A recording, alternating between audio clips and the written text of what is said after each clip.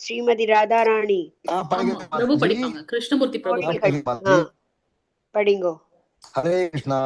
இது ஸ்ரீல பக்தி வினோத தாகூர் ஸ்ரீமதி ராதாராணியின் பெண் தோழிகள், சகிகள் மற்றும் ரகசிய சேவை செய்யும் பணிப்பெண்கள், மஞ்சரிகள் ஆகியோரை தொடர்ந்து தங்கள் பக்தி சேவையை முன்னேற்ற ஆர்வமுள்ளவர்களுக்கு ஸ்ரீ ராதா குண்டம் மிகவும் தேர்ந்தெடுக்கப்பட்ட இடம்.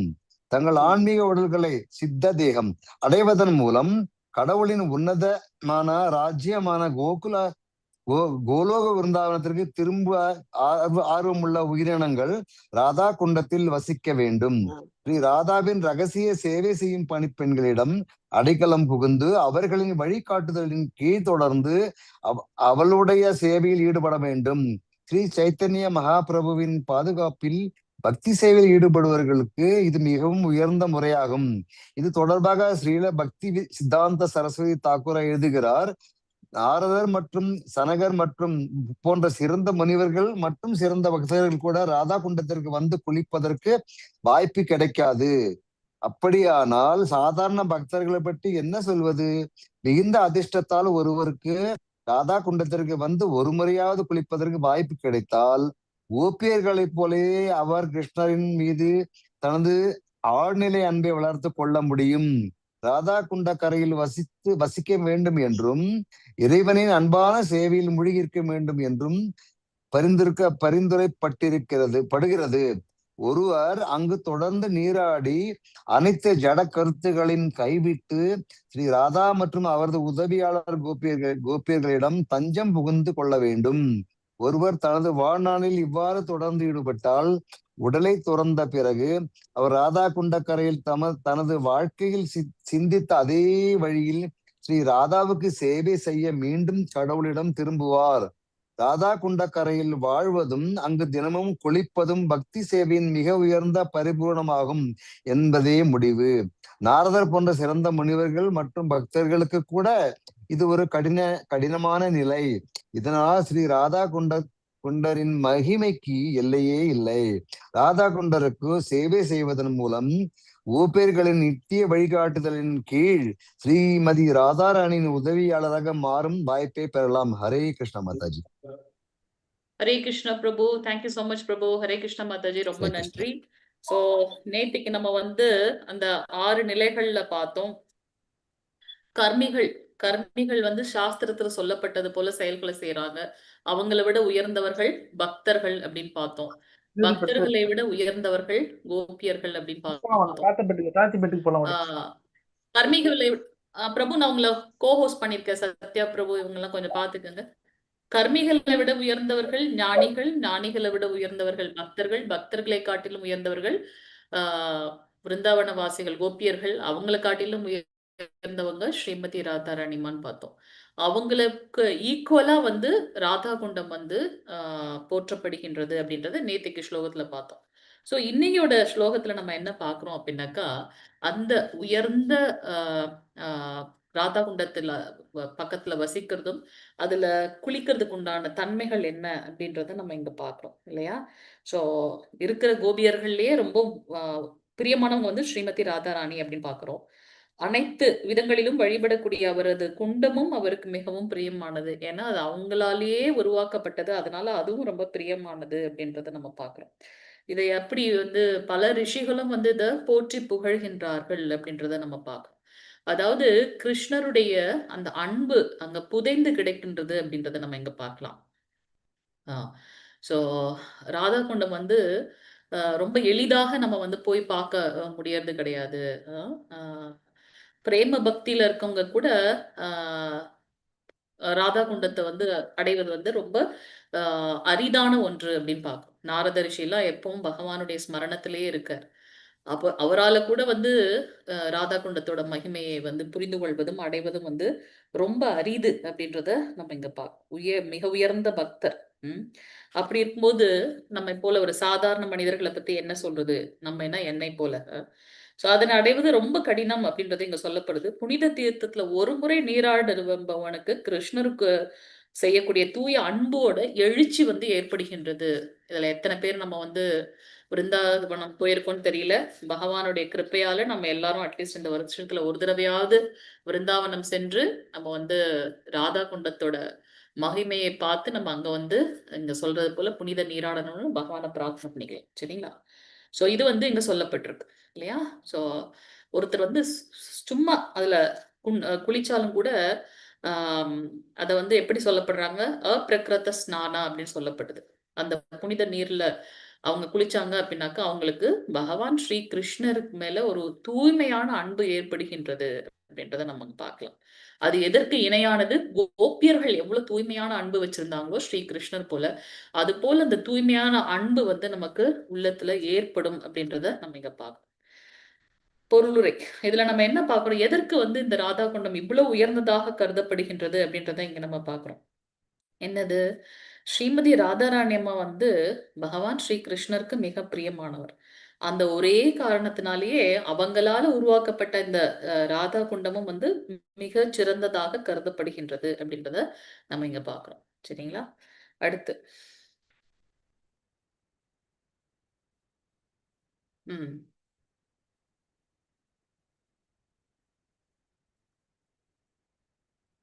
சோ இந்த 10வது ஸ்லோகத்துல நம்ம என்ன பார்த்தோம்? இந்த உயர்ந்த தன்மை. ஆமா, இன்னைக்கு இவங்க வந்திருக்காங்களா? இவங்க சங்கரன் பிரபு வந்திருக்காங்களா என்ன? மாதாஜி பிரபுஜி? இல்ல மாதாஜி. ஹரே கிருஷ்ணா. Okay okay. அப்ப கூட அவர் போடுற மெசேஜ் கரெக்டா போட்டாங்க. நான் யோசிச்சேன் வந்திருக்காங்களா என்ன. அட்டெண்டன்ஸ் மட்டும் என்ன போட சொன்னாரு மாதாஜி. நான் போடுறேன் Mataji. Hare okay Krishna. Okay bro. அதை பாத்துக்கங்க. நேத்து நான் பார்த்தேன், நீங்க போட்டிருக்கீங்க. ஹரே கிருஷ்ணா. சோ இங்க வந்து பாக்குறோம். 10வது ஸ்லோகத்துல நம்ம வந்து பார்த்தோம். ஸ்ரீமதி ஐ மீன் ராதா குண்டத்தோட எதற்காக அது வந்து உயர்ந்ததாக சொல்லப்படுது அப்படின்னுட்டு. அப்போ அதுல குளிக்கிறதுனால என்ன பலன் ஏற்படுகின்றது? நமக்கு பகவான் மேல அந்த தூய பக்தி ஏற்படுகின்றது அப்படின்றத நம்ம பார்க்கிறோம். அந்த சாதகர்களுக்கு யாரெல்லாம் பக்தியை பிராக்டிஸ் பண்றாங்களோ அவங்களுக்கு அப்படின்றத நம்ம பார்க்கிறோம். இது வந்து பாத்தீங்கன்னா நம்ம பக்தியில முன்னேறணும் அப்படின்னா அவங்க வந்து ரொம்ப முனைப்போட இங்க நீராடணும் அப்படின்றத நினைச்சு பார்ப்பாங்க. அது மட்டும் இல்லாம ரொம்ப ரகசியமான சேவை நம்ம செய்யணும் அப்படின்னு நம்ம பார்க்கிறோம் இல்லையா? அவங்களுக்கான இது இங்கன்னு பார்க்கிறோம். அதாவது ஸ்ரீ கிருஷ்ணருக்கு எப்பவும் சேவை பண்ணணும்னு ஸ்ரீமதி ராதாராணி நினைப்பாங்க. அவங்களுக்கு சேவை பண்ணணும்ட்டு சகிகள் எல்லாம் நினைப்பாங்க. அந்த சகிகளுக்கு சேவை பண்ணணும்னு மஞ்சரிகள் எல்லாம் நினைப்பாங்களாம். சோ அதை நம்ம வந்து இங்க பார்க்கிறோம். நம்மளோட கோஸ்வாமிகள்லாம் வந்து பாத்தீங்கன்னா மஞ்சரிகளாக கருதப்படுறாங்க. ஏன்னா ஸ்ரீமதி ராதாராணி அம்மாவுக்கு சேவை செய்யக்கூடிய சகிகளுக்கு சேவை செய்யறாங்க அவங்க. நம்ம பார்க்கிறோம் இல்லையா? தாசானு தாசானு தாசன் அப்படின்ட்டு. ஸோ அந்த தூய்மையான பக்தர்களுக்கு சேவை செய்யும் போது பகவான் ஸ்ரீ கிருஷ்ணர் எப்படி வந்து ஆனந்தம் அடைகின்றாரோ அது போல இங்க வந்து இந்த எக்ஸால்டட் நிலையை வந்து நம்ம இங்க பார்க்கிறோம். ஸோ இவ்வளவு உயர்ந்ததாக ஏன் விளங்குகின்றது அப்படின்னாக்கா கிருஷ்ணரின் அன்புக்குரியான ஸ்ரீமதி ராதாராணி அம்மாவுடைய சிறப்பை அது பிடிக்கிறது அந்த குண்டம். கோபியர்கள்ல ஸ்ரீ ராதாராணியை கிருஷ்ணருக்கு மிகவும் பிரியமான கோபி. அதே போல ஸ்ரீ ராதா குண்டம் ராதாராணியை போலவே கிருஷ்ணருக்கு மிகவும் பிரியமானது என்று பெருமுனிவர்களால் விளக்கப்படுகிறது. அதை நம்ம மொழிபெயர்ப்பிலே பார்த்தோம். உண்மையில் ராதா குண்டத்தின் மீதும் ஸ்ரீமதி ராதாராணியின் மீதும் கிருஷ்ணர் ஒரே மாதிரியான அன்பை கொண்டுள்ளார். நம்ம வந்து கிருஷ்ணர் கூட சில சமயம் சும்மா கிருஷ்ணன் சொல்லிடுறோம். ஆனா ஸ்ரீமதி ராதாராணி அம்மா சொல்லும் போது நம்ம ரொம்ப ரொம்ப கவனமா அவங்களோட பெயர் சொல்லணும். ஸ்ரீமதி ராதாராணி அம்மான்னு தான் சொல்லணும். ஸ்ரீமதி ராதாராணின்னு தான் சொல்லணும். அவங்கள நம்ம டப்புன்னு வந்து ராதாராணி அப்படின்னு சொல்லக்கூடாது. ஒரு தடவை பக்தி சாஸ்திரி எங்களோட முதல் கிளாஸ் அப்ப அவங்க கேட்கும்போது நமக்கு தெரியாது இல்லையா? நம்ம இப்பதான் பிராக்டிஸ் பண்றோம். நம்மள வந்து ஆச்சாரியர்களும் நம்மளுடைய குரு தான் வந்து நம்மளை வழி நடத்துறாங்க. அப்போ ஏதோ கேள்வி கேட்கும்போது எங்க குரூப்ல இருந்த எல்லாமே வந்து டக்குன்னு சொல்லிட்டோம் ராதாராணி அப்படின்னு சொல்லிட்டு. உடனே அவர் என்னங்க ராதாராணி என்னம்மா உங்க வீட்டு பக்கத்து வீட்டுக்காரங்களா? நீங்க பேசும்போது ரொம்ப கிளியரா கேர்ஃபுல்லா நம்ம பண்ணணும். ஸ்ரீமதி ராதாராணியமான அவங்கள அட்ரஸ் பண்ணணும். ஒரே நிமிஷம். ஹரே கிருஷ்ணா.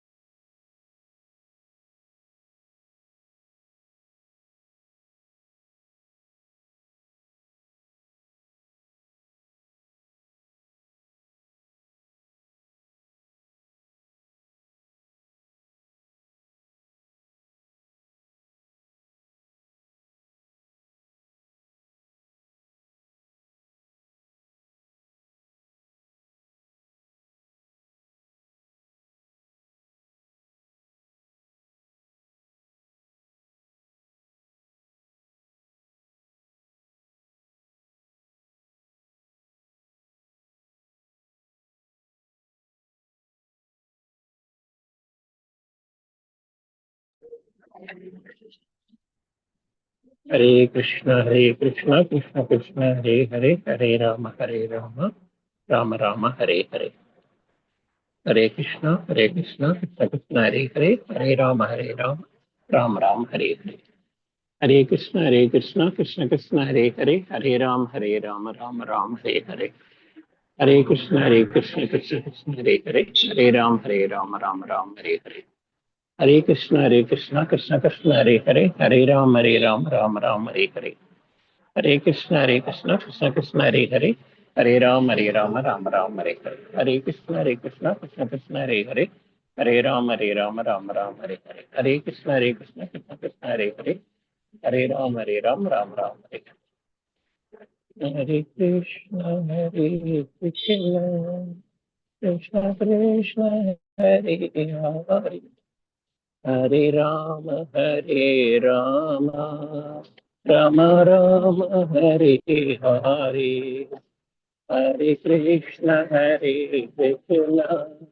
कृष्ण कृष्ण हरे हरे, हरे राम राम राम हरे हरे। हरे कृष्ण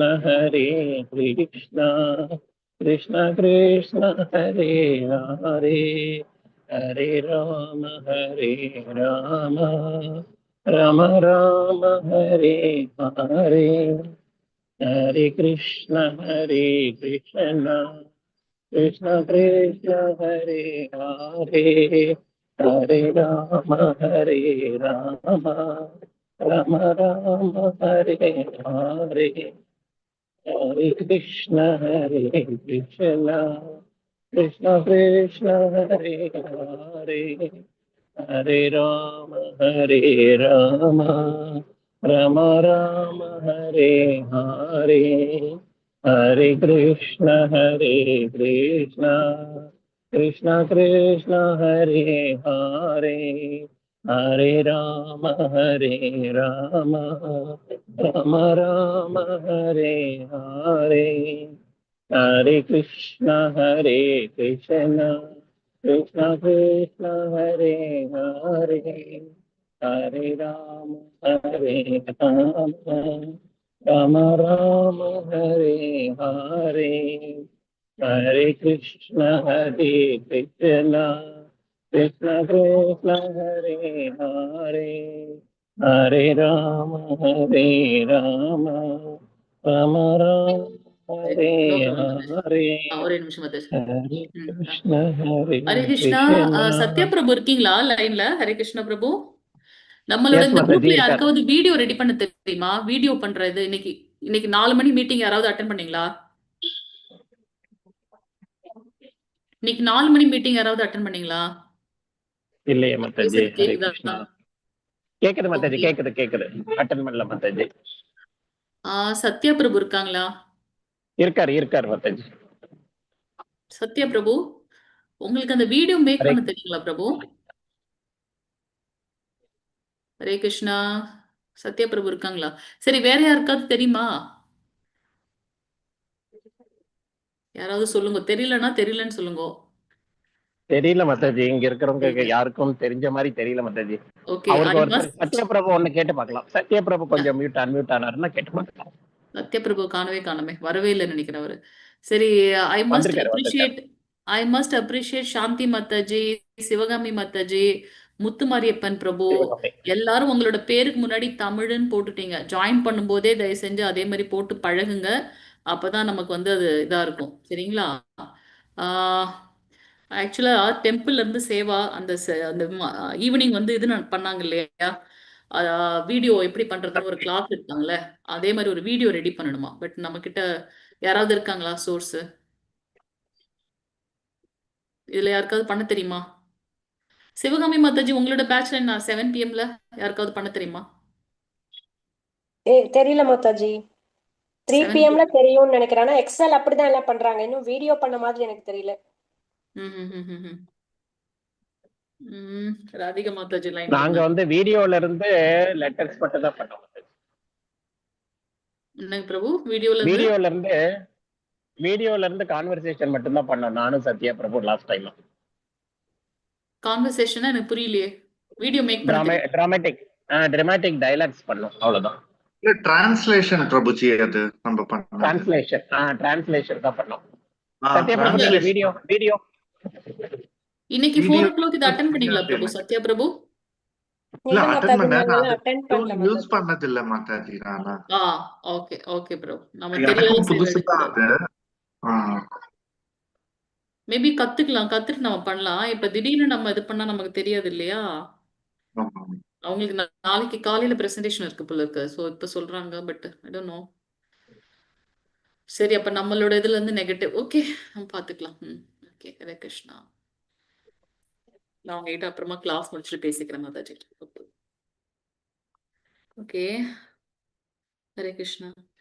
ஸோ இங்க நம்ம என்ன பார்க்கிறோம்? ராதா குண்டத்தின் மீதும் ஸ்ரீமதி ராதாராணியின் மீதும் ஸ்ரீ கிருஷ்ணர் ஒரே மாதிரியான அன்பை கொண்டுள்ளார். ஏன்னா அது வந்து அவங்களாலே உருவாக்கப்பட்டது. அதனாலதான் பக்தி தொண்டில் முழுமையாக ஈடுபட்டுள்ள உயர்ந்தவர்களால் கூட ராதா குண்டம் மிக அரிதாகவே அடையப்படுகின்றது. பிரேம பக்தியில இருக்கக்கூடிய நாரதரால கூட அதை புரிஞ்சுக்கிறது கஷ்டமா இருக்கு.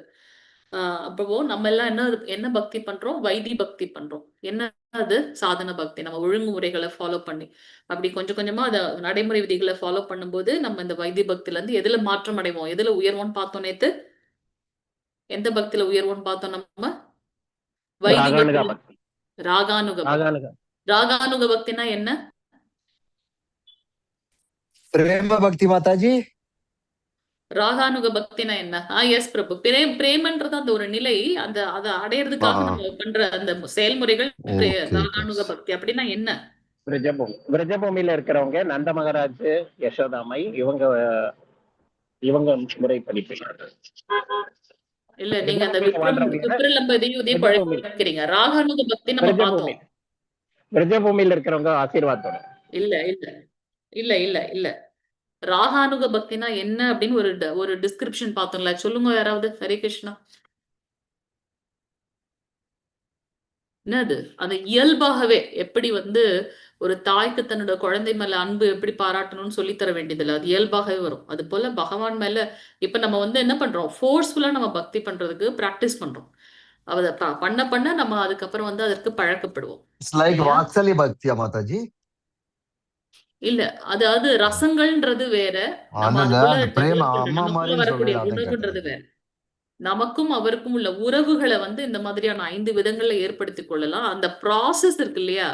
அந்த உறவை ஏற்படுத்திக் கொள்ளும்போது தன்னாலே அந்த இப்ப வந்து வாத்சல்ய பக்தினா அந்த பெற்றோர்களாக அவங்க என்ன பண்ணணும்ன்றது அவங்களுக்கு ஆட்டோமேட்டிக்கா தெரியும். அந்த உயர்ந்த நிலை வந்து ராகானுக பக்தி அப்படின்றத பார்க்கணும். எப்படி ஸ்ரீராமர் வந்து ஹனுமன் கிட்ட சொல்ற, நீ ஸ்ரீதாமா பார்த்து இந்த கடையாழியை கூடுன்னு சொன்ன உடனே கிளம்பிட்டார் அவர். அவங்க வந்து தன்னுடைய தாயான அஞ்சனாவை தவிர்த்து வேற எந்த பெண்களும் பார்த்ததே கிடையாது. அவர் சொன்னாரு, இவர் கிளம்பிட்டார், அவ்வளவுதான். அதுதான் வந்து அந்த பாவம். அந்த உயர்ந்த நிலையில இருக்காங்க. ஸோ அந்த தாசிய ரசத்துல அவர் வந்து பகவான் கிட்ட அந்த ராகானுக பக்தியில இருக்கார். ஸோ அந்த ப்ராசஸ்ன்றது வேற, அது நமக்குள்ள இருக்கக்கூடிய அந்த உணர்வுன்றது வேற. ஸோ அந்த ராகானுக பக்தியில 5 விதமான ரசத்துல நம்ம பகவான் இடத்துல தொடர்பு கொள்றோம் அப்படின்றத நம்ம பார்க்கணும். அந்த உறவை நம்ம புதுப்பித்துக் கொள்றோம் அப்படின்றத நம்ம பார்க்கணும். ஸோ வைதிக பக்தி அல்லது வைதி பக்தி அப்படின்னாக்கா இந்த ஒழுங்கு விதிமுறைகளை ஃபாலோ பண்ணி நம்ம வந்து பிராக்டிஸ் பண்றது. அதை கொஞ்சம் கொஞ்சமா பண்ண நம்ம என்ன பண்றோம்? நம்மையே அறியாம நம்மளோட செயல்களை ராகானுக பக்தி, அதாவது சுபாவம், தன்னாலவே அந்த இயல்பாகவே வந்து அந்த பக்தி பகவான் மேல பிரேம பக்தியில நம்ம நிலைத்து நிற்போம் அப்படின்றத நம்ம இங்க பார்க்க முடிகின்றது. அந்த ராகானுக பக்தியில இருந்து கீழே விடுறதுக்கு வாய்ப்பே கிடையாது. அந்த பக்தியை என்னென்ன விதங்கள்ல பண்ண முடியும்? அந்த 5 ரசங்கள்ல பண்ண முடியும். இப்ப புரியுதா டிஃபரன்ஸ்? 5 விதமான ரசங்கள், இந்த விஷயங்கள் புரியுதா? ஹரே கிருஷ்ணா. ஹரே கிருஷ்ணா மாதாஜி. ஓகே, சோ இங்க வந்து ராதா குண்டத்துல ஒரு முறை நீராடுபவனுக்கும் கோபியர்கள் கிருஷ்ணர் மீது கொண்டுள்ள தூய பக்தியின் கிருஷ்ண பிரேமை வழங்கப்படுகின்றது. ஹரி ஹரி போல் ஹரே கிருஷ்ண. ஸோ ஒரு முறை நம்ம அந்த ராதா குண்டத்துல நீராடுறதோட பலன் கோபியர்கள் எப்படி ஸ்ரீ கிருஷ்ணன் மேல வச்சிருந்தாங்களோ அந்த உயர்ந்த பக்தி நமக்கு ஆசீர்வதிக்கப்படுகின்றதுன்னு பார்ப்போம். ஸோ ராதா குண்டத்தின் கரையில் ஒருவனால் நிரந்தரமாக வசிக்க இயலாவிட்டாலும் குறைந்தபட்சம் தன்னால் எத்தனை முறை அந்த குண்டத்தில் நீராட இயலுமோ அத்தனை முறை அவன் அதில் நீராட வேண்டும். ஹரே கிருஷ்ணா. சோ நேத்து மாதாஜி ராதா குண்டத்துல போயிருந்தீர்களா? ஒரே ஒரு முறை விருந்தாவனம் போயிருக்கேன் பிரபு. இல்ல ராதா குண்டம் போயிருக்காளா? ஸ்பெசிபிக்கா எஸ் பேசுறாளே. Yes yes so nice. ரொம்ப நேரம் இருந்தது அங்க வந்து. அது ரொம்ப என்ன சில்லுன்னு சொல்றது இருந்துச்சு. பார்த்தா நாதருக்கு எல்லாம் நாதர மாதிரி அவள்லாம் கஷ்டப்பட்டிருக்காங்கிறப்ப நம்ம கிடையாது ரொம்ப பெரிய விஷயம் அதெல்லாம். இல்ல கண்டிப்பா நீங்க மனசு வச்சிருங்க, இந்த வருஷம் கண்டிப்பா போயிட்டு வந்துருவீங்க பாருங்க. வந்து அரேஞ்ச்மெண்ட் நீங்க பண்ணுங்க, போலாம் சொல்றீங்க. நம்ம எல்லாம் சேர்ந்து. கண்டிப்பா அரேஞ்ச்மெண்ட் பண்ணுங்க, நம்ம எல்லாம் சேர்ந்து போலாம்னு சொன்னேன். போலாம் பிரபு. அவங்க எப்ப இது ஹரே பண்ணுவாங்க கிருஷ்ணா தெரியும். பட் மாதாஜி. எனக்கு சொல்லுங்க. ஹரே கிருஷ்ணா மாதாஜி, எல்லாருமே அது ராதா குண்டால அலோவ் பண்றாங்களா மாதாஜி பக்தர்கள் போறதுக்கு? ஆமா ஏன்னா ஆமா ஆமா ராதா குண்ட் ஷியாமா குண்ட் ரெண்டுமே இருக்கு பக்கத்துல பக்கத்துல. ரெண்டு இல்ல பேருக்கும் கொஞ்சம் நடுவுல வந்து ரெஸ்ட்ரிக்ஷன் இருக்கிற மாதிரி சொன்னாங்க. லாஸ்ட் டைம் டிவோட்டிஸ் போயிட்டு அவங்க வந்து அந்த நம்ம கால் வந்து பாதம் வந்து அந்த ராதா குண்டத்துல படக்கூடாது, அந்த தண்ணியை எடுத்து வேணா நீங்க தெளிச்சுக்கலாம்னு சொல்லிட்டு ஒரு ஒரு ஒரு சன்னியாசி டிவோட்டி கூட சொல்லிட்டாங்கன்னு சொல்லிட்டு இல்ல வந்து இல்ல இல்ல பிரபு, நீங்க மாயாப்பூர் நம்ம போயிருந்தப்போ அங்க வந்து வச்சிருக்காங்க ராதா குண்ட் ஷியாமா குண்ட். அதுல வந்து நம்ம வந்து இது பண்ண முடியாது, அதுல தண்ணி மட்டும் தான் தெளிக்க முடியும். ஆனா விருந்தாவனத்துல வந்து நீங்க ரெண்டுமே பக்கத்துல பக்கத்துல இருக்கு, நீங்க அதுல நீராடலாம். நாங்க ரொம்ப நேரம் அங்க இருந்தோம் அந்த இதுல ராதா குண்டத்துல.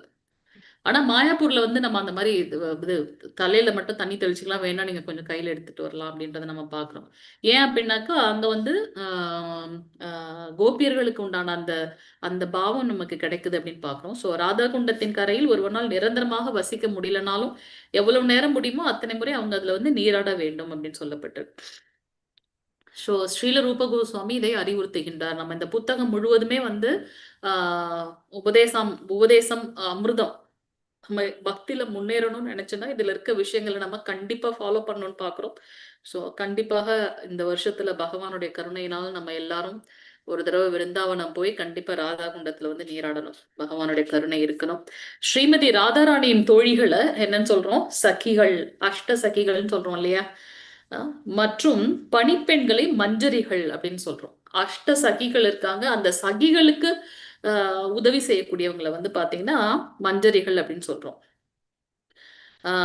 பணிப்பெண்களின் மனோபாவத்தில் பக்தி தொண்டில் முன்னேற விரும்புபவர்களுக்கு ஸ்ரீ ராதா குண்டமே மிக சிறந்த இடம். அவங்களுக்கு தொண்டு செய்யணும்னு யாரு நினைக்கிறாங்களோ அவங்களுக்கு உகந்த இடம் எது அப்படின்னாக்கா ஸ்ரீ ராதா குண்டம் அப்படின்னு ஸ்ரீ பக்தி வினோத தாக்கூர் கூறுகின்றார். சோ ஆன்மீக உடலை அடைந்து தெய்வீக லோகமான கோலோக விருந்தாவனத்தை அடைய விரும்பும் உயிர்வாழிகள் ராதா குண்டத்தில் வாழ்ந்து ஸ்ரீமதி ராதாராணியின் அந்தர பணிப்பெண்களிடம் சரணடைந்து அவர்களது வழிநடத்தலில் ஸ்ரீமதி ராதாராணியின் சேவையில் ஈடுபட வேண்டும். ஸோ இங்க திருப்பி நம்ம என்ன பண்ணணும்? ஒருத்தவங்களோட கைடன்ஸ் ரொம்ப முக்கியம் அப்படின்றத நம்ம பார்க்கிறோம். அவங்களோட வழிகாட்டுதலின் மூலமாக, மஞ்சரிகளோட வழிகாட்டுதலின் மூலமாக, சகிகளோட வழிகாட்டுதலின் மூலமாக நாம ஸ்ரீமதி ராதாராணிக்கு சேவை செய்ய வேண்டும். ஸ்ரீ சைத்தன்ய மகாபிரபுவின் பாதுகாப்பின் கீழ் பக்தி தொண்டில் ஈடுபட்டுள்ளோருக்கு இதுவே மிகச்சிறந்த முறையாகும். யாரெல்லாம் ஸ்ரீ சைத்தன்ய மகாபிரபுவோட பக்தி தொண்டுல இருக்காங்களோ அவங்களுக்கு இதை தவிர வேற வழி இல்லை அப்படின்றத நம்ம பார்க்கிறோம்.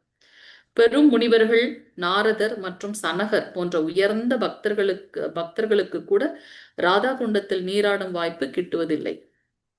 பெரிய ரிஷிகள், நாரதர் மற்றும் சனகர் அவங்க எல்லாம் வந்து உயர்ந்த பக்தர்கள், அவங்களுக்கு கூட ராதா குண்டத்துல நீராடக்கூடிய வாய்ப்பு கிட்டுவதில்லை என்று ஸ்ரீல பக்தி சித்தாந்த சரஸ்வதி தாக்கூர் கூறுகின்றார். இங்க நம்ம பார்க்கணும், இந்த புத்தகம் வந்து பக்தி சித்தாந்த சரஸ்வதி தாக்கூரார் பிளஸ் அவருடைய தந்தையான பக்தி வினோத் தாக்கூரார் அவங்க ரெண்டு பேருடைய இது பிளஸ் இது நம்மளுடைய புரோபாதர், இந்த 3 இதுல இருந்து தான் நம்ம இந்த டிஸ்கஷனே பாக்குறோம் இந்த இதுல. ஸோ புரோபரா அவங்க 2 பேரையும் கோட் பண்ணியிருக்காரு அவருடைய பர்பட்ல. அப்படி இருக்கும்போது நம்மளுடைய நிலை என்ன அப்படின்றத இங்க சொல்றார். உயர்ந்த பக்தர்களுக்கே வாய்ப்பு கிட்டுவதில்லை, அப்ப நம்மளுடைய கதி என்ன அப்படின்னு. தனது நல்ல அதிர்ஷ்டத்தினால் ஒருவன் ராதா குண்டத்திற்கு செல்லும் வாய்ப்பை பெற்று அதில் ஒரு முறையேனும் நீராடுவான் எனில் அவனால் கோபியர்களைப் போல கிருஷ்ணரின் மீது தூய அன்பை வளர்த்து கொள்ள இயலும். சோ ராதா குண்டத்தின் கரையில் வசித்து பகவானின் அன்பு தொண்டில் ஆழ்ந்திருக்க வேண்டும். நமக்கு எல்லா டியூட்டி எல்லாம் முடிஞ்சிருச்சு, குழந்தை பசங்க எல்லாரும் செட்டில் பண்ணியாச்சு அப்படின்னாக்கா என்ன பண்ணணும்? கண்டிப்பா நம்ம என்ன பண்ணணும்? பக்தியில நிலைச்சிருக்கணும் அப்படின்னாக்கா பக்தி மார்க்கத்துல போயிடணும், வானப்பிரஸ்தம் சீக்கிரம் எடுக்கணும். சோ இங்க என்ன பண்ணணும்? அந்த ஒரு முறை ராதா குண்டத்தின் கரையில் வசித்து பகவானின் அன்பு தொண்டில் ஆழ்ந்திருக்க வேண்டும் என்று பரிந்துரைக்கப்படுகின்றது. ஸ்ரீமதி ராதாராணி மற்றும் கோபியர்களின் அடைக்கலத்தை பெற்று ஒருவன் தினமும் அங்கே நீராட வேண்டும். மேலும் பௌதீக எண்ணங்களை களைய வேண்டும். அதை களையணும் அப்படின்னாக்கா இந்த மாதிரி நம்ம என்ன பண்ணணும், இந்த ஜட ரீதியான விஷயங்கள்ல இருந்து வெளியே வரணும். இல்லைனாலும் நம்ம என்ன பக்தி செய்தாலும் நம்ம மனம் சாண்டிங் பண்ணும்போது பார்த்தீங்கன்னா அலைப்பாய்ந்து கொண்டே இருக்கு. இப்படி ஒருவன் தொடர்ந்து ராதாராணியின் சேவையில் ஈடுபடும் போது அவன் தனது உடலை விட்ட பின்பு ஸ்ரீமதி ராதாராணியின் சேவையில் ஈடுபடுவதற்கு இறைவனின் திருநாட்டிற்குள் செல்கின்றான். சோ ஸ்ரீமதி ராதாராணியோட சேவையில ஈடுபடும் போது இந்த உடலை விட்டு என்ன பண்றாங்க, கோலோக விருந்தாவனம் செல்கின்றார்கள் அப்படின்றத நம்ம பாக்குறோம். வருஷத்துல ஒரு முறையாவது புனித ஸ்தலங்களுக்கு சென்று அங்க நம்ம தங்கி பக்தர்களோட சங்கத்துல பகவானுடைய நாம ரூப குண லீலைகளை கேட்டு நிறைய ஜபம் மந்திரங்கள் செய்து நம்மளை தூய்மைப்படுத்திக்கணும். அட்லீஸ்ட் 6 மாசத்துக்கு ஒரு தடவையாச்சும் எங்க விருந்தாவனமோ இல்ல ஜெகநாத் புரியோ மாயாப்பூர் குப்த விருந்தாவன் அப்படின்னு சொல்லப்படுது. சோ அதனால நம்ம நம்மளை தூய்மைப்படுத்திக் கொள்ள முயற்சி செய்ய வேண்டும். தனது வாழ்வை ராதா குண்டத்தின் ராதாராணியின் சேவையில் தியானத்தில் கழித்தபடி அங்கு அவன் சேவை செய்கின்றான். பக்தியில முன்னேறணும்னு நினைக்கிறவங்க, நமக்கான உபதேசம் இல்லையா அது. முடிவு என்ன அப்படின்னாக்கா, ராதா குண்டத்தின் கரையில் வசித்து தினமும் அதில் நீராடுவது பக்தி துண்டின் உயர்ந்த பூரணத்துவம் ஆகும். மாபெரும் முனிவர் மற்றும் நாரதர் போன்ற உயர்ந்த பக்தர்களாலும் இந்த நிலையை அடையல. மீண்டும் மீண்டும் இதோட 3வது தடவை சொல்லிட்டார் பிரபுபாதர். எவ்வளவு கருணை இருந்தா அந்த அந்த அந்த விஷயத்த நம்ம கிட்ட அவர் எடுத்துரைக்கின்றார். சோ தட் நமக்கு அந்த ஆர்வம் ஏற்படுகின்றது, நம்ம அதை ஃபாலோ பண்ணணும். இவ்வாறாக ஸ்ரீ ராதா குண்டத்தின் புகழுக்கும் பெருமைக்கும் எல்லையே இல்லை. ராதா குண்டத்தில் சேவை புரிவதன் மூலம் கோபியர்களின் நித்திய வழிகாட்டுதலின் கீழ் ஸ்ரீமதி ராதாராணியின் தோழியாகும் வாய்ப்பு ஒருவனுக்கு கிட்டும். ஹரே கிருஷ்ணா. ஓகே, இப்படியாக நாம 11 பதங்களை முடித்து விட்டோம். ஓகே, இப்ப நமக்கு 20 மினிட்ஸ் இருக்கு. குயிக்கா நம்ம இதோட ரிவிஷன் நம்ம பார்த்துடலாம். சரிங்களா? ஹரே கிருஷ்ணா.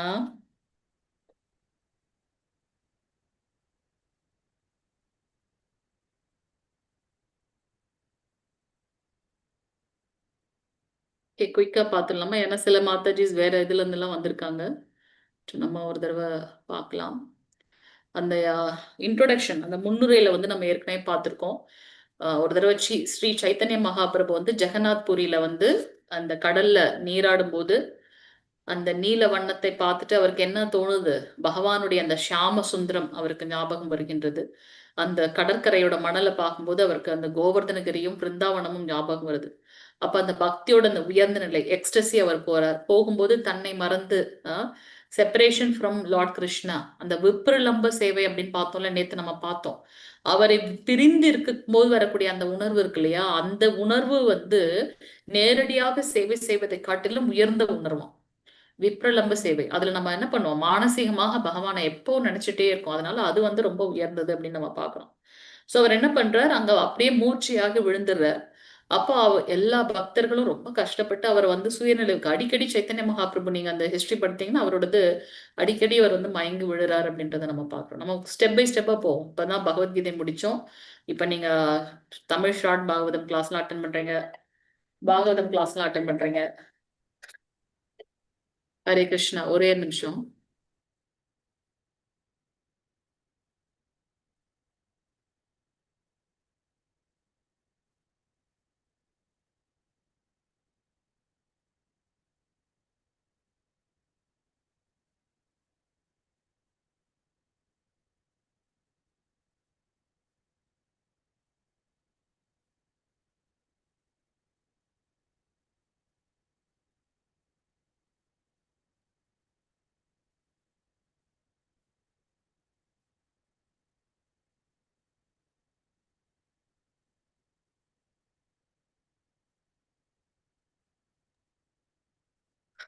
என்ன சொல்லிட்டு இருந்தேன்? ஸ்ரீ சைத்தன்ய மகாபிரபு என்ன பண்றாரு, இதை முதல்ல நான் சைலண்ட் மோட்ல போட்டுறேன். ஹரே கிருஷ்ணன். யார் ஃபோன் பண்ணாலும் எடுக்கிறேன். ஸோ நம்ம என்ன பார்த்தோம், சைத்தன்ய மகாபிரபு அடிக்கடி பகவானுடைய அந்த விப்ரலம்ப நிலையில அவர் மூர்ச்சையாகின்றார். ஸோ அப்ப பக்தர்கள் ரொம்ப கடினப்பட்டு அவரை சுயநினைவு கொண்டு வராங்க. அந்த நிலையில சைத்தன்ய மகாபிரபு நிறைய உபதேசங்களை கொடுக்கிறார். அதை தான் தொகுத்து ஆஹ் ரூப கோஸ்வாமிகள் வந்து நமக்கு வந்து உபதேசாமிர்தம் அப்படின்னு கொடுத்திருக்காரு, வழங்கியிருக்கார்.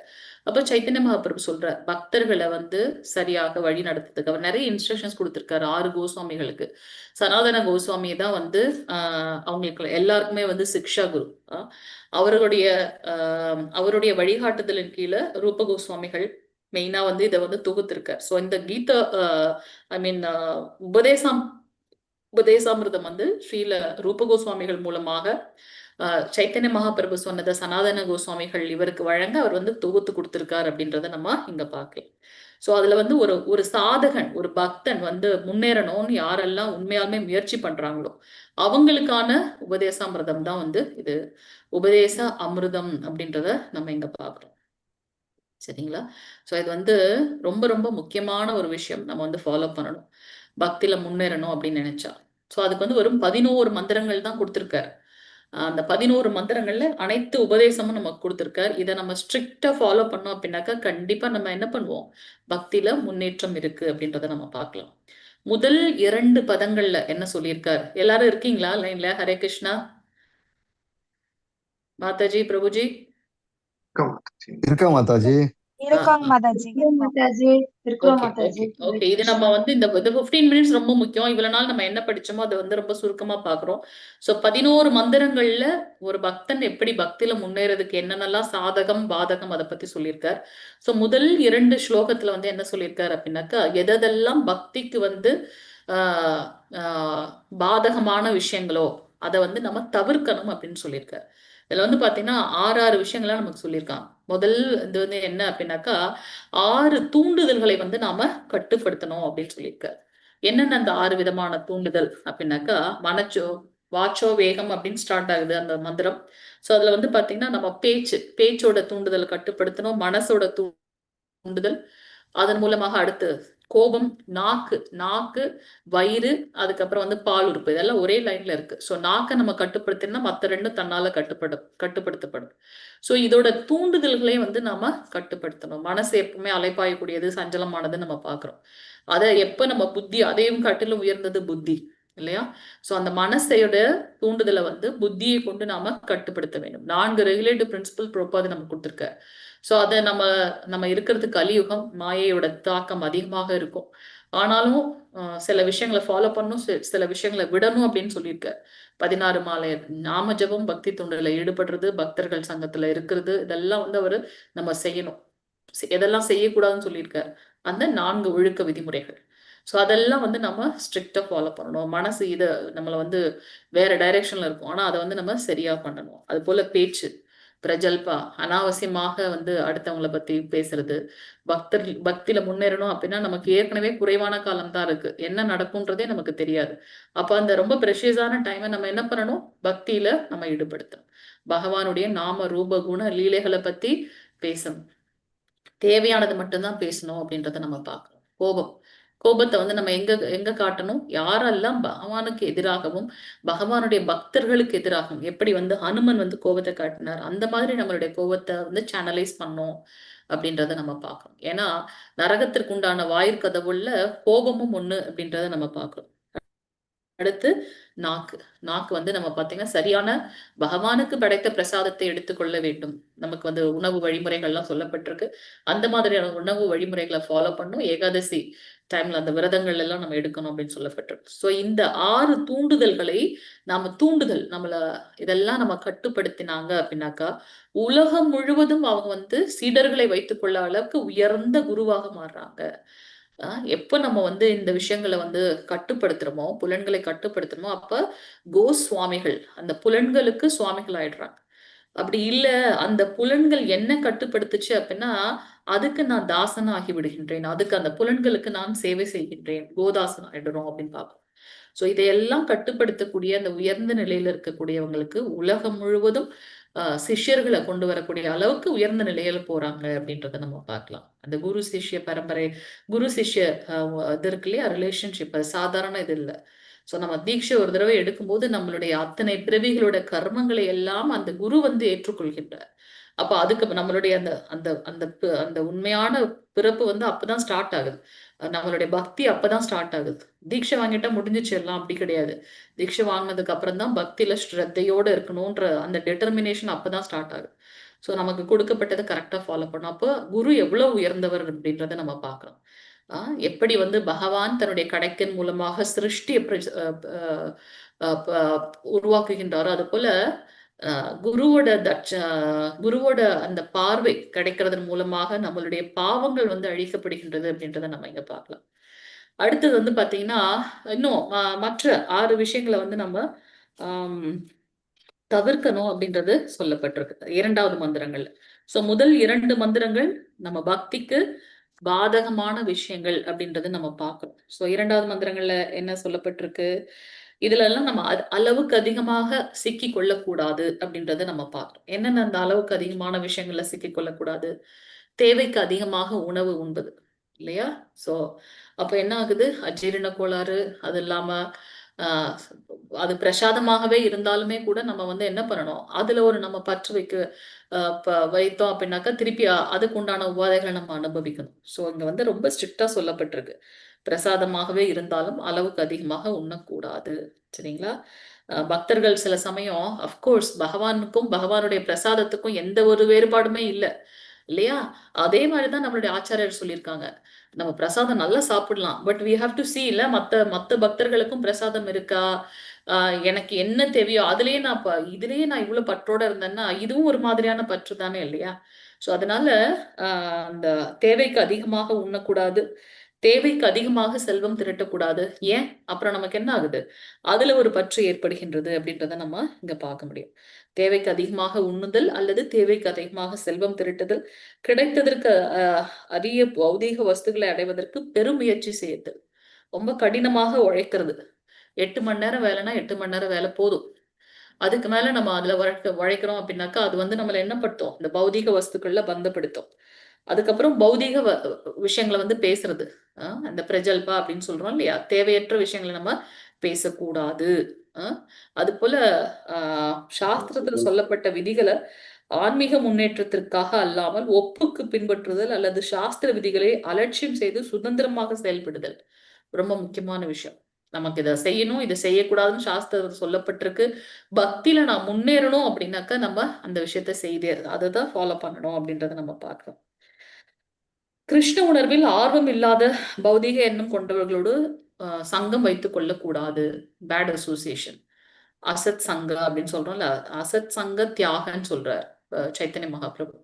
சோ கிருஷ்ண உணர்வுல அதுக்காக உடனே நம்ம சில சமயம் பாத்தீங்கன்னா நம்ம இதை வேற மாதிரி புரிஞ்சுக்கிட்டு என்ன பண்ணுவோம், யாருக்கிட்டையும் பேசாம நம்மனும் ரொம்ப ரொம்ப பெரிய உயர்ந்த பக்தர்கள் மாதிரி எல்லாரும் ஒரே we are all sailing the same boat, நம்ம ஜஸ்ட் பக்தியை பிராக்டிஸ் பண்றோம் இல்லையா?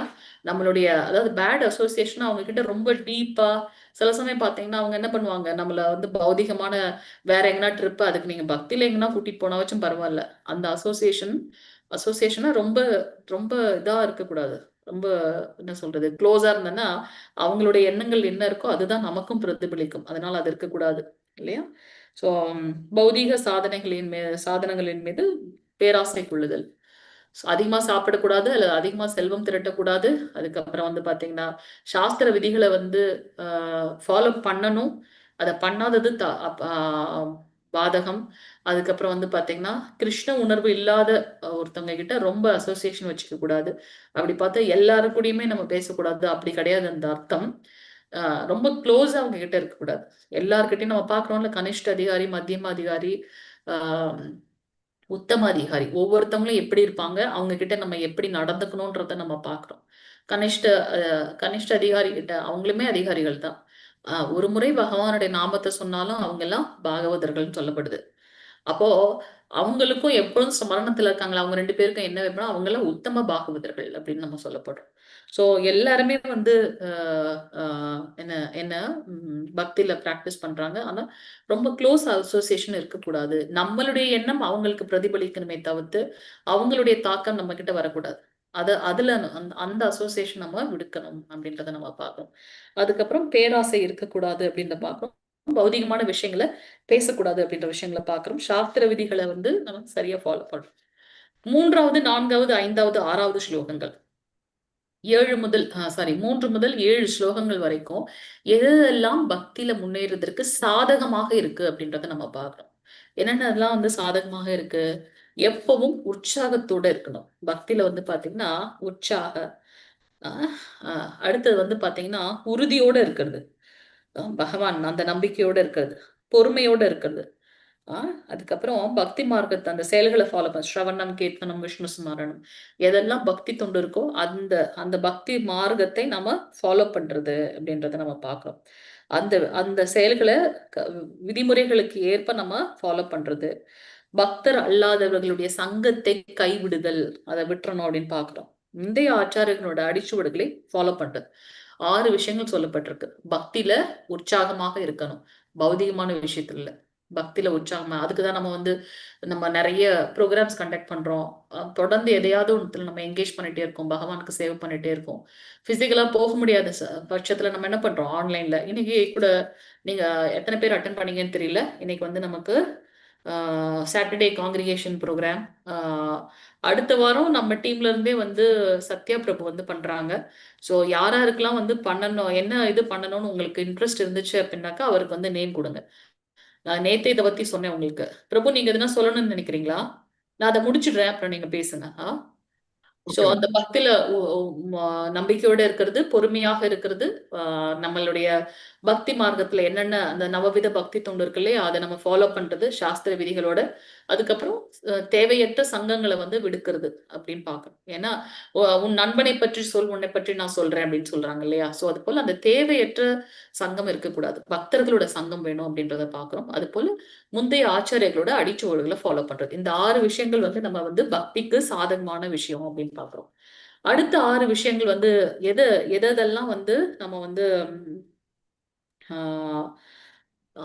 6 விஷயங்களை சொல்லி அதெல்லாம் வந்து இன்னும் பக்தியில வந்து நம்மள முன்னேற்றம் அப்படின்னு பாக்குறோம். நம்ம வந்து எக்ஸ்சேஞ்ச் பண்ணிக்கணும்னு சொல்றாங்க, பரிமாறிக்கொள்ளுது அப்படின்னு. என்ன அது அப்படின்னாக்கா, வெகுமதிகளை தானமாக வாங்கி கொள்ளுதல், அதே சமயத்துல தானம் கொடுக்கணும். இப்ப நமக்கு யாராவது ஒருத்தவங்க பண்ணாங்க பக்தர்கள் அப்படின்னாக்கா, அதே மாதிரி நம்மளும் அவங்களுக்கு வந்து பக்தியோட ஏதாவது பண்ணணும். ஒருத்தவங்க நமக்கு புக்கு வந்து கொடுக்குறாங்க, பகவானுடைய பகவத்கீதையோ பாகவதமோ ஏதோ கொடுக்குறாங்கன்னா, அதே போல நாமளும் அனுப்புறணும் அவங்களுக்கு வந்து, அவங்களுக்கோ அல்லது வேற ஒரு பக்தர்களுக்கோ வந்து நம்ம தானமாக கொடுக்கணும் அப்படின்னு பார்க்கிறோம்.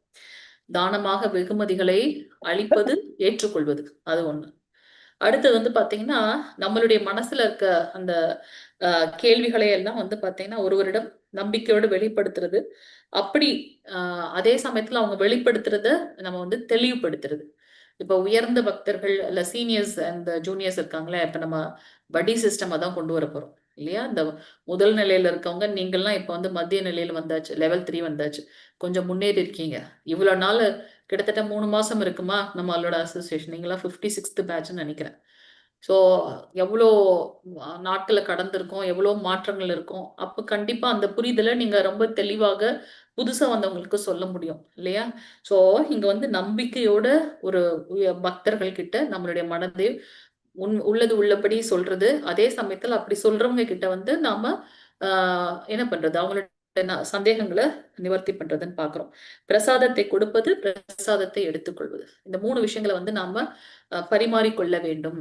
என்னென்னது, கிஃப்ட் கொடுக்கணும், அதுக்கப்புறம் வந்து பாத்தீங்கன்னா பிரசாதம் கொடுக்கறது எடுத்துக்கிறது, தானம் கொடுக்கறது எடுத்துக்கிறது, அல்லது வெகுமதி கொடுக்கறது எடுத்துக்கிறது. அது போல தங்களுடைய இதயத்தில் எழுதக்கூடிய ஐயங்கள் அல்லது சந்தேகங்களை சொல்றது, அப்புறம் நிவர்த்தி எடுத்துக்கிறது. ஓகே. அடுத்தது வந்து பாத்தீங்கன்னா 3 விதமான பக்தர்களை பத்தி பார்த்தோம் அடுத்த ஸ்லோகத்துல. அந்த 3 விதமான பக்தர்களுக்கு யாராரு என்ன மாதிரியான தொண்டு செய்யணும் அப்படின்றத நம்ம பார்ப்போம். யார் அந்த 3 விதமான பக்தர்கள் சொல்லுங்க பார்க்கலாம். ஹரே கிருஷ்ணா.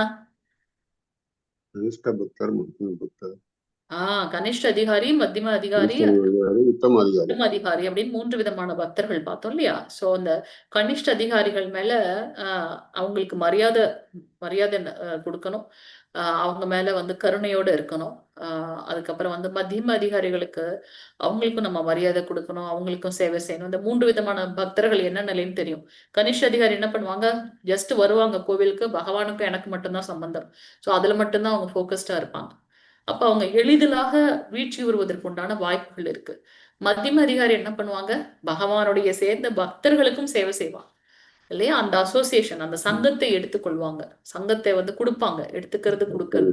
அவங்க வந்து மேபி மத்த நாத்திகர்கள் கிட்ட வந்து இது பண்ண முடியாது, டிஃபெண்ட் பண்ண முடியாது. பட் இவங்க கிட்ட வந்து என்ன பண்ணலாம், மத்தவங்களுக்கு ஞானத்தை கொடுத்து எடுத்துக்கொள்ள முடியும். அவங்க ஸ்ட்ராங்கா இருக்காங்க. உத்தமதிகாரிகள் உயர்ந்த நிலை, அவங்க கிட்ட வேற யாரும் பேசவே முடியாது. அந்த அளவுக்கு அந்த உயர்ந்த ஞானத்துல இருக்காங்க. கேள்விகளை கேட்டு சர்ச்சைக்கு கொண்டு வரணும்னு நினைக்கிறவங்க கூட அவங்க முன்னாடி வந்து பாத்தீங்கன்னா அந்த அந்த அந்த அந்த மாதிரி அவங்களால எந்த செயல்களும் செய்ய முடியாது அப்படின்றதையும் நம்ம பார்க்கலாம். அவங்க அந்த அளவுக்கு ஸ்ட்ராங் பிலாசபிக்கலா இருக்காங்க. ஸோ அது வந்து 3 விதமான பக்தர்கள் அப்படின்னு பார்க்கணும். ஸோ அவங்களை எப்படி நாம வந்து மதிக்கணும், அவங்களை எப்படி அவங்களை எப்படி நடந்து கொள்ளணும் அப்படின்றத வந்து அந்த 5வது ஸ்லோகத்துல பார்க்கிறோம். 6வது ஸ்லோகத்துல வந்து பாத்தீங்கன்னா உயர்ந்த பக்தர்களை இந்த பௌதீகமான கண்களை கொண்டு பார்க்க கூடாது அப்படின்றதுதான் வந்து 6வது ஸ்லோகம். இதெல்லாம் நமக்கு வந்து பக்தியோட சாதகமான விஷயங்கள். அது போல நமக்கு உள்ளார இருக்கக்கூடிய பகவான் மேல இருக்கக்கூடிய அந்த அன்பை வந்து புதுப்பித்துக் கொள்ள வேண்டும், உறவை புதுப்பித்துக் கொள்ள வேண்டும். அதுக்கு நம்ம என்ன பண்ணணும், பகவானுடைய திருநாமத்தை உச்சாடனம் செய்யணும்.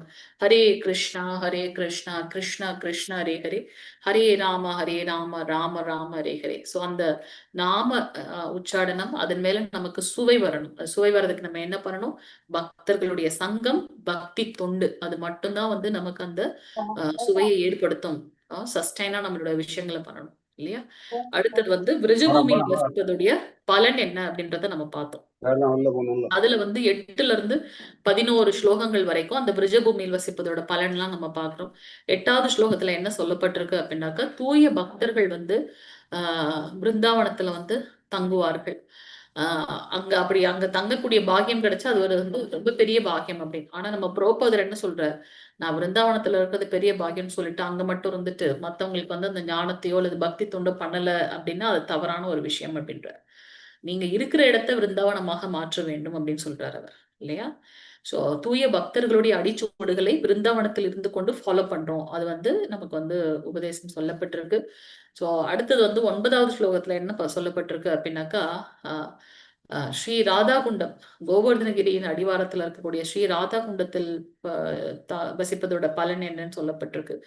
எதற்காக ராதாகுண்டத்துல வசிப்பது வந்து மிக உயர்ந்தது அப்படின்றது 10வது ஸ்லோகத்துல பார்த்தோம். ஸ்ரீமதி ராதாராணிக்கும் ஸ்ரீ ராதாகுண்டத்துக்கும் எந்த ஒரு வேறுபாடும் இல்லை. அவங்களோட ஆற்றலினால உருவாக்கப்பட்டதுதான் ராதாகுண்டம். 11வது ஸ்லோகத்துல அந்த ராதாகுண்டத்தில் குளிப்பதனால் ஏற்படக்கூடிய பலன் என்ன, எப்படி கோபியர்கள் ஸ்ரீ கிருஷ்ணர் மேல அந்த அனன்ய பக்தி வச்சிருந்தாங்களோ அந்த பக்தியை நாம அதில் குளிப்பதன் மூலமாக, ஒரு முறை குளிப்பதன் மூலமாக அடைய பெறுவோம் அப்படின்னு சொல்லி முடிக்குது. சோ இந்த 11 ஸ்லோகங்களும் பக்தியில நம்ம முன்னேறதற்கு உரித்தானது அப்படின்றத நம்ம பார்க்கலாம். ஹரே கிருஷ்ணா. வாஞ்ச கல்பதருப்யஸ்ய கிருபா சிந்துபேவச்ச பதிதானாம் பாவனேபியோ வைஷ்ணவேபியோ நமோ நமः. அனந்த கோடி வைஷ்ணவ விருந்த கி ஜெய். நாமாச்சாரிய ஸ்ரீல ஹரிதாஸ் தாக்கூர் கி ஜெய். ஜெகத்குரு ஸ்ரீல பிரபுபாத் கி ஜெய். நித்தாய் கௌர பிரேமானந்தே. ஹரி ஹரி போல. ஹரே கிருஷ்ணா. ஓகே, ஏதாவது கருத்துக்கள் அல்லது கேள்விகள் இருந்தா சொல்லலாம். 2 minutes. மாதாஜி, அந்த உபதேசாமிர்தம் முடிஞ்சுடுத்து, இனிமே பக்தி ரசாமிர்த சிந்து ஆரம்பிக்கணுமா? ஆமா ஆமா, பக்தி ஈஷோபனிஷத் கூட இன்னும் 2 தான் மிச்சம் இருக்கு. அது முடிச்சுட்டா ஆயிடும். 10, 11, 12 என்னமோ இருக்கு ஈஷோபனிஷத்து. அது ஆரம்பிக்கணும்ல. அது பெரிய புக் இல்ல, பக்தி ரசாமிர்த சிந்து. ஆமா, எல்லா ஸ்லோகமும் அதுல நம்ம பார்க்க மாட்டோம். ஈஷோபனிஷத் என்ன முடிச்சிட்டோமே நம்ம. உங்களோட பக்தி விருக்ஷால படிக்கிறீங்களா? ஒரு தடவை ஆயிடுத்து. இன்னொரு தடவை செகண்ட் டைம் வருமே ஈஷோபனிஷத்துல. அதுல இன்னொரு ஒண்ணு லாஸ்ட் தான் கொஞ்சம் மிச்சம் இருக்கு, அவ்வளவுதான். இதே மாதிரி ஆயிடும், உபதேசாமிர்தமான மாதிரி அதுவும் ஆயிடும். அது ஆனா விட்டு பக்தி ரசாமிர்தம் ஸ்டார்ட் பண்ணலாமா?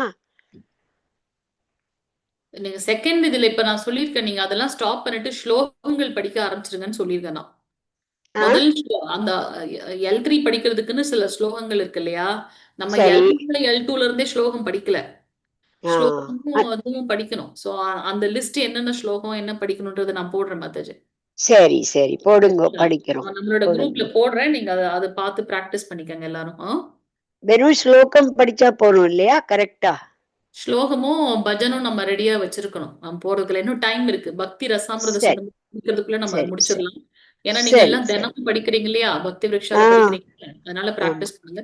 நிறைய ஸ்லோகங்கள் உங்களுக்கு தெரிஞ்சதாக இருக்கும். நிறைய டம்ப் பண்ணல, உங்களை ஓவர்லோடும் பண்ணல. கொஞ்சம் கொஞ்சம் ஸ்லோகங்கள் தான்